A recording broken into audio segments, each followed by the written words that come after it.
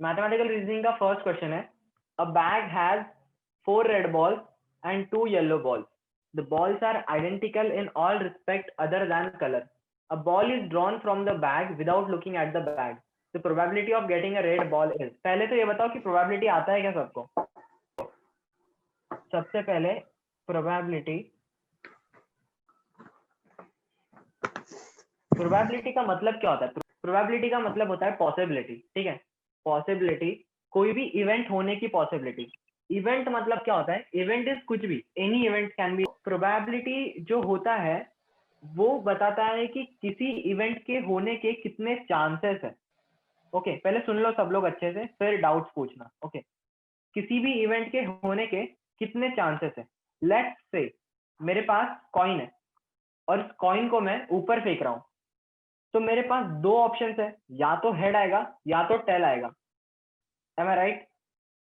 तो कॉइन फेंकना, कॉइन को ऊपर फेंकना इज एन इवेंट, और हेड और टेल मिलना इज ऑल्सो एन इवेंट. अब उसमें से आपको कौन सा इवेंट चाहिए? That is known as favourable event. अगर आपको हेड चाहिए या आपको हेड आने की प्रोबेबिलिटी निकालनी है तो it is known as favourable event, है ना? तो अब देखो, अब क्या क्या हमने डिस्कस किया. इवेंट, है ना? इवेंट मतलब it is one of the many possible outcomes, है ना? This is known as event, one of the many possible outcomes, है ना? जैसे गेटिंग अ हेड, ये एक इवेंट हो गया, है ना? अब इसके बाद प्रोबेबिलिटी क्या होती है? Probability is number of favourable outcome upon number of total outcome. अरे अब ऐसे इसको लिख रहा हूँ फॉर्मूला में तो बहुत वो लग रहा है वियर्ड, बट एकदम सिंपल भाषा में समझो. आपके पास ना चार चीजें हैं, लेट्स से चार सेम टाइप की चीजें हैं, 4 रुपए के, 4 1-1 रुपए के कॉइन्स है. उसमें से आपको कोई भी एक कॉइन है जो लाल कलर का है, तो वो लेने की प्रोबेबिलिटी क्या है? आपके पास कितनी चीज है टोटल? 4. उसमें से आपको फेवरेबल कितनी चीज चाहिए? एक ही चाहिए, वही एक कॉइन चाहिए आपको जिसका कलर थोड़ा अलग है. तो टोटल प्रोबेबिलिटी क्या होगी फिर? 1 अपॉन टोटल कितने थे? 4, 1/4.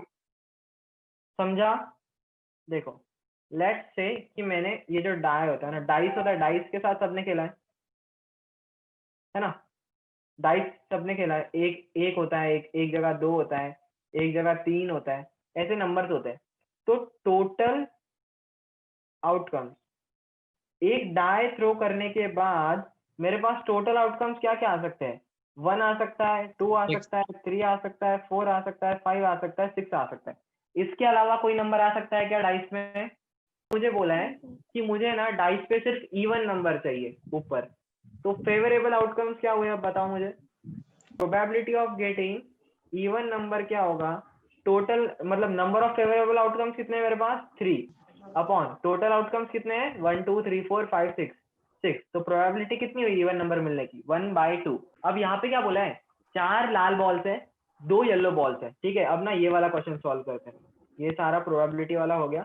अब देखो, अब ना मेरे पास एक बैग है, ये जो भी है बैग है, इसमें ना मेरे पास 4 रेड बॉल है, 1 2 3 4, और 2 येलो बॉल्स है, तो 1 2. ठीक है, अब क्या बोला है? एक बॉल मैंने निकाला इसमें से. अब ball is drawn at random from the bag without looking into the bag, है ना? ऐसे बोलने का मतलब ये होता है कि हर चीज का आने का इक्वल चांस है ना? हम ऐसे पार्शियलिटी नहीं कर रहे हैं कहीं पे कि बस येलो बॉल ऊपर रख दिए तो येलो ही आएगा. सारे बॉल आने की चांसेस इक्वल है. अब बोला है कि probability of getting a red ball.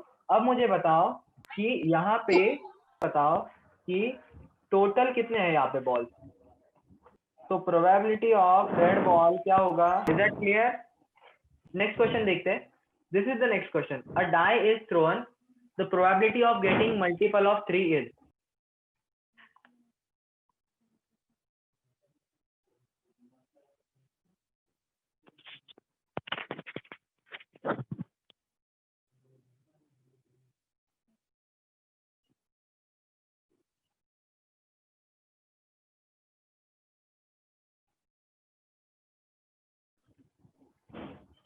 तो ठीक है, देखो डिस्कस करते हैं। A dice is thrown. हाँ, तो अ डाई इज थ्रोन, मैं वही बता रहा हूँ एक्चुअली कि कैसे होएगा। ऐसे आपको धीरे धीरे समझेगा, एक साथ थोड़ी समझेगा। एक एक क्वेश्चन करते जाएंगे तो और समझते जाएगा आपको। बट प्लीज थोड़ा गड़बड़ मत करो, है ना। जिनको समझ गया है प्लीज आगे आगे मत बोलो, ताकि बाकी लोगों को डिस्टर्ब हो। ये हमारा डाइस होता है ना। इस पे ऐसे जो भी होता है नंबर्स होते हैं, राइट। 4 और इधर होएगा 6 फिर, और यहाँ पे होएगा 5। ठीक है, जो भी होता है। तो डाइस के लिए ऊपर कौन कौन से नंबर आ सकते हैं, टोटल आउटकम्स। ऊपर डाइस के क्या क्या पॉसिबिलिटीज हो सकती है डाइस पे आने की। या तो 1 नंबर आ सकता है, या तो 2 आ सकता है, या तो 3, या तो 4, या तो 5, या तो 6, है ना। ये सारे हो गए टोटल आउटकम्स, ये पहले लिख लिया करो। अब जो पूछा है वो होते हैं हमारे फेवरेबल आउटकम्स। तो the probability of getting a multiple of 3। तो फेवरेबल आउटकम्स मतलब कि ये हमको मिलना चाहिए या इसकी प्रोबेबिलिटी निकालनी है मुझे। तो मल्टीपल ऑफ 3 कौन कौन से है, 3 1 3 और 3 2 6। दो ही नंबर्स है इसमें। और हमेशा ये याद रखना कि टोटल आउटकम्स में से ही हमको फेवरेबल आउटकम्स मिलते हैं। मतलब उसी का एक छोटा सा टुकड़ा या उसी के थोड़े से पार्ट होते हैं फेवरेबल आउटकम्स। क्योंकि टोटल आउटकम्स मीन सारी पॉसिबिलिटीज जो भी हो सकता है, और उसमें से हमको जो चाहिए वो तो एक छोटा सा पार्ट ही होगा ना उसका। उससे बाहर तो नहीं रह सकता वो, है ना। तो फेवरेबल आउटकम्स ये हुआ। तो अब मैंने लिखा कि probability of getting a multiple of 3 is, तो number of favourable outcomes upon number of total outcomes. Number of favourable outcomes कितने हैं, 2, 3 और 6। और टोटल आउटकम्स कितने हैं, 1 2 3 4 5 6। तो आंसर आया 1/3। Option B is the correct answer. क्या सबको समझा ये? Should we move on to the next question everyone? This is a given pie chart in an examination. मतलब मार्क्स दिए हैं, एक स्टूडेंट को मार्क्स कितने मिले। लेट से ईशान को, देव को या अदिति को, इनको मार्क्स मिले हैं इतने इतने। इंग्लिश में इतने, हिंदी में, साइंस में इतने, इसमें इतने, इसमें इतने। टोटल मार्क्स दिए हैं 540।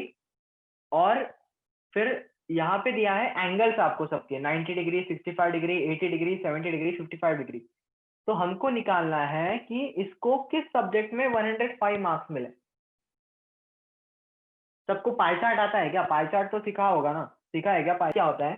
Pie chart is representation of data in a circle, है ना। सर्कल में रिप्रेजेंट करते हैं और एंगल्स में रिप्रेजेंट करते हैं हर चीज को, राइट। देखो दिख रहा है यहाँ पे आपको, एंगल्स में डाला है सारी चीजें। ओके, तो पाई चार्ट के लिए क्या फॉर्मूला होता है कि पाई चार्ट का एंगल निकालना बहुत इंपॉर्टेंट होता है। तो यहाँ पे होता है angle is equal to, since total measure कितना होगा पाई चार्ट के एंगल्स का, कंप्लीट सम, टोटल होगा सम 360 डिग्री। तो उसमें से जो हमको बोला है निकालने का, तो उसके लिए हम लिखते हैं formula individual upon total into 360 degree. अब इंडिविजुअल क्या होता है और टोटल क्या होता है? तो इंडिविजुअल अगर यहाँ पे देखो आप, तो सबके इंडिविजुअल मार्क, लेट से मैथ्स के individual mark upon total mark into 360, तो मैथ्स का एंगल आएगा। इंग्लिश के इंडिविजुअल मार्क्स जो भी होंगे अपॉन टोटल मार्क्स इनटू 360, तो इंग्लिश का एंगल आएगा। अब समझ रहे हैं, है ना। तो ये फॉर्मूला यूज करना है यहाँ पे बस। तो सबका निकालो पहले कि इंग्लिश, देखो अब इंग्लिश में क्या दिया है, सबके एंगल्स पता है आपको यहाँ पे, है ना। और टोटल मार्क्स पता है ना। तो आप इंडिविजुअल मार्क्स निकाल सकते हो ना। और फिर चेक करो कि कौन से वाले के इंडिविजुअल मार्क्स 105 आ रहे हैं। You are shifting this total, ये जो यहाँ पे टोटल है ना, you are shifting this total here, you are shifting this 360 here in division. Now what you are getting here is individual upon angle, है ना। Yes. And then you are multiplying it by angle, so that angle cuts and in the end you get only individual. तो कर आप भी वही रहे हो जो मतलब ये फॉर्मूला में बोला है, Okay, yeah. Right. But try to learn the formula, मतलब यही सबसे हर जगह यूज होगा। हिंदी में इतना पोर्शन मार्क मिला है, रुको एक मिनट। हिंदी में इतना पोर्शन मार्क मिला है, ये जो भी इतना पाई चार्ट बन रहा है इतना, है ना। फिर इनका कहना है कि इसको साइंस सोशल साइंस में इतना पोर्शन मार्क मिला है, तो ये जो पोर्शन ऑफ मार्क्स है ये टोटल का पोर्शन है, राइट? इंडिविजुअल मार्क्स है इसके, मतलब ये सोशल साइंस के मार्क्स है अपॉन टोटल मार्क्स, समझ रहे हैं? यहाँ पे व्हाट आई टोल्ड की ऐसे होगा बहुत बार। अब यहाँ पे तो उल्टा हुआ है, देखो आपको क्या दिया रहेगा, आपको दिया रहेगा एक बंदे को इंग्लिश में है 90 मार्क्स, मैथ्स में है 100 मार्क्स, साइंस में लेट्स से 60 मार्क्स, हिस्ट्री में 40 मार्क्स, और लेट्स से ज्योग्राफी में वापस 80 मार्क्स। ये है इसके मार्क्स, है ना? और बोला है आपको कि टोटल जो है ग्रैंड टोटल वो सबका है 500, ठीक है? ये तो आपको समझ रहा है ना, स्कूल में ऐसे ही ग्रेडिंग होते हैं, ठीक है? अब देखो इसमें क्या बोला है, अब ना इसको हमको रिप्रेजेंट करना है बहुत अच्छे वे में, है ना? Data handling is all about representing data in a good way. जैसे आपको कल याद है हमने टेबल वगैरह बनाया था डेटा का, वो क्यों करते हैं? वो विजुअलाइज करने में आसान होता है। इतना सब लिखने से अच्छा, टाइप करने से अच्छा, अगर आपको मैं ऐसा एक सुंदर सा एक पाई चार्ट बना के दे दूं और एक ही जगह पे सारी चीजें बनी हो तो कितना आसान होगा, राइट? तो तो इसमें कैसे होता है पता है क्या?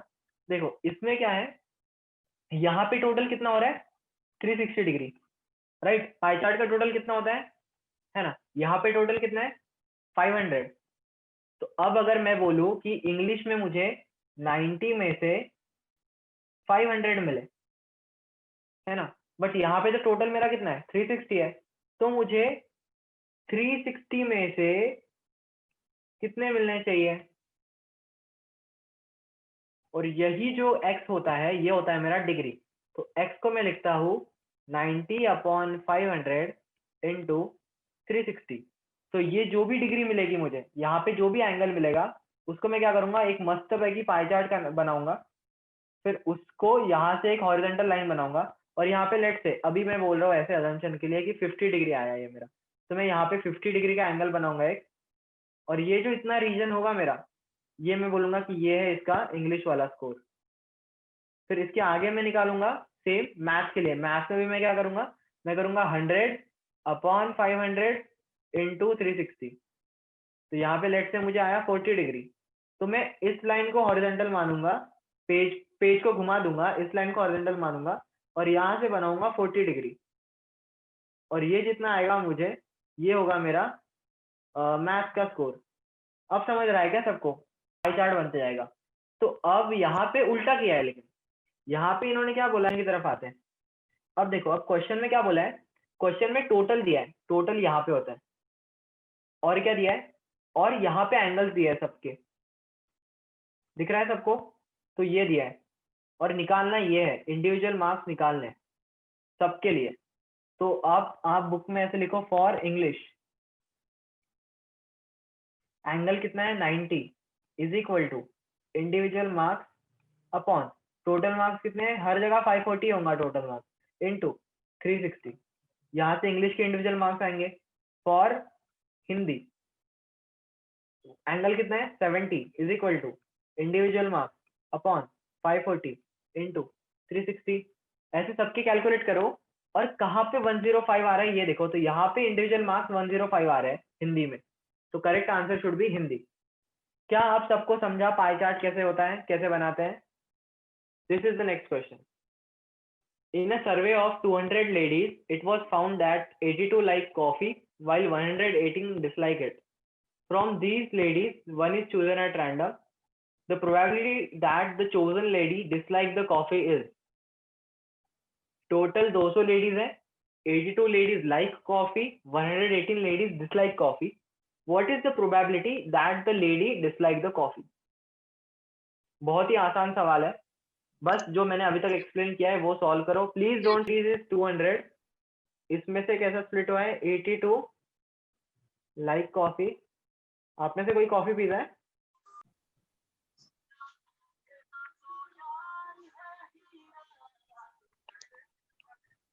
क्या बोला है, टोटल लेडीज इतनी है ना? इसमें से इतनी लेडीज को कॉफी पसंद है, इतनी लेडीज को कॉफी नहीं पसंद है। हमको बोला है कि ऐसी लेडी चाहिए जिस जो कॉफी पसंद ना करती हो, है ना। अगर मैं कोई ऐसी इमेजिन करो ऐसी 200 लेडीज है यहाँ पे किसी ग्राउंड में, और आपको चूज करना रैंडमली, है ना। तो मैंने बोला कि अगर ये लेडी है तो क्या प्रोबेबिलिटी है कि मैंने जिस लेडी को चूज किया है, क्या चांसेस है कि मैंने जिस लेडी को चूज किया है she does not like coffee. Okay, so the thing here is, first you write total. So total outcomes is कितने हो सकते हैं total there are 200 ladies, so I have 200 different options, right?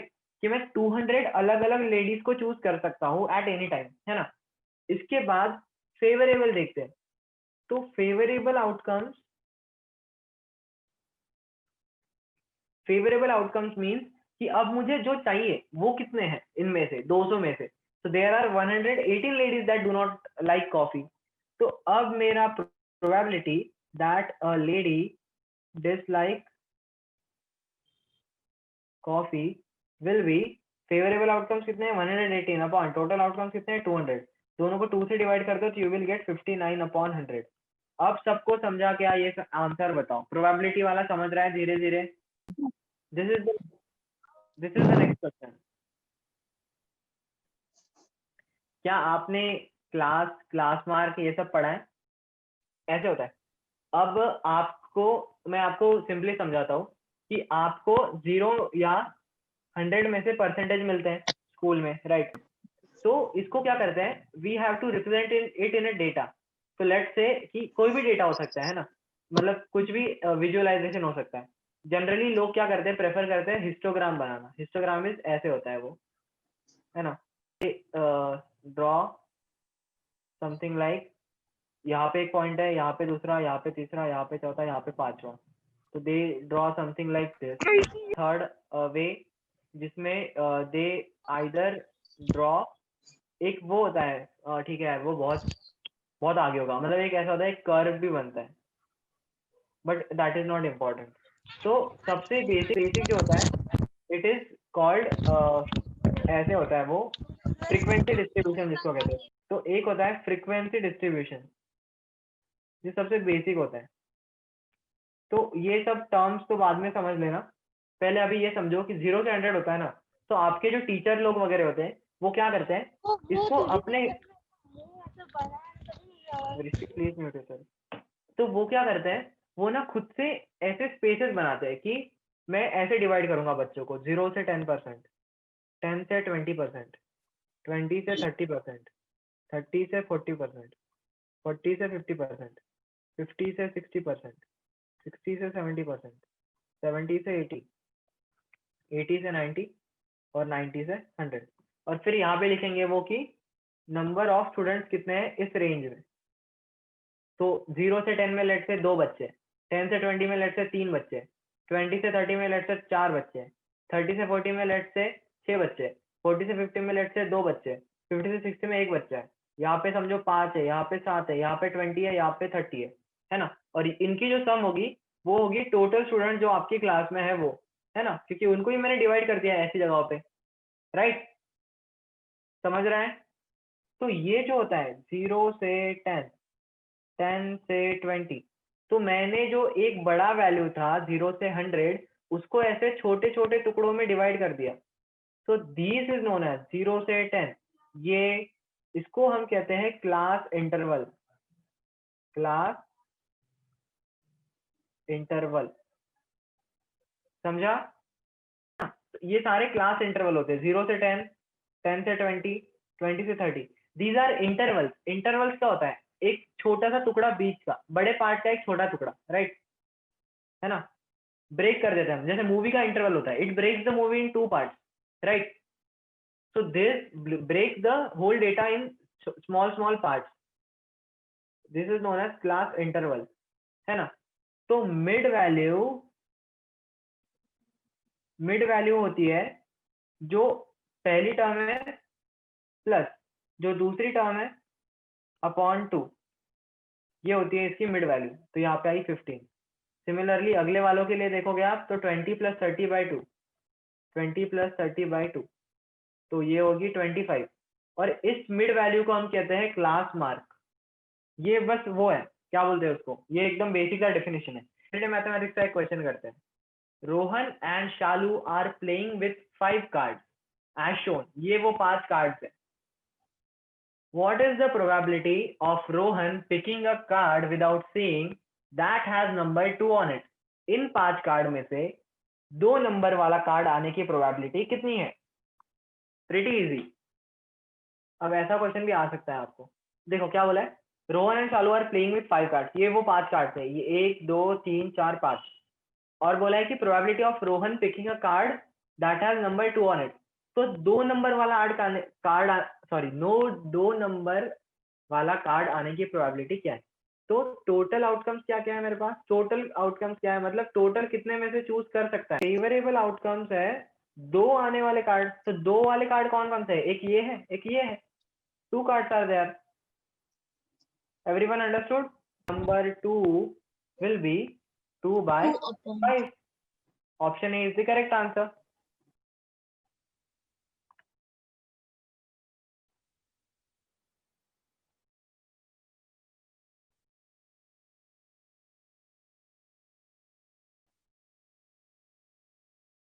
सबसे पहले ऊपर क्या दिया है आपको? ऊपर दिया है एक बार ग्राफ दिया है और इसका ये डेटा है ना, languages versus number of students, right.